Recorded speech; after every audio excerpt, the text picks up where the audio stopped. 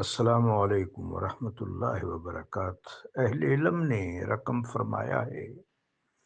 کہ سیدنا و جدنا آدم علیہ الصلاۃ والسلام پر دو طرح کی وحی نازل ہوتی تھی، وحی تکوینی اور وحی تشریعی۔ وحی تشریعی میں شرعی احکام ہوتے تھے، اوامر و نواہی، معروف و منکر، اور وحی تکوینی میں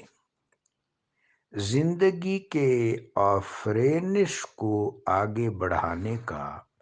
اور متاع حیات سے، ریسورسز آف لائف سے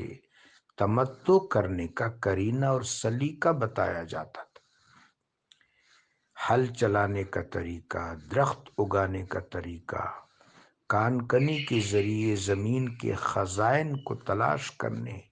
اور انسانی بہبود میں لانے کا طریقہ، جھونپڑی بنانے کا طریقہ، کنواں کھودنے کا اور ذرائع آب تلاش کرنے کا طریقہ، باغ لگانے کا طریقہ، تو انسانی زیست کو متمکن کرنے کے لیے جو متاع، جو وسائل و ذرائع رب جلیل و جمیل نے اپنی حکمت و تدبر سے زمین کے اندر ودیعت فرمائے، مرحمت فرمائے، ان سے کس طرح ذریت آدم علیہ السلام نے استفادہ کرنا ہے، وہ قواعد، وہ نوامیس تکوینی وحی میں سیدنا حضرت آدم علیہ السلام کو سکھائے جاتے تھے۔ جزاکم اللہ۔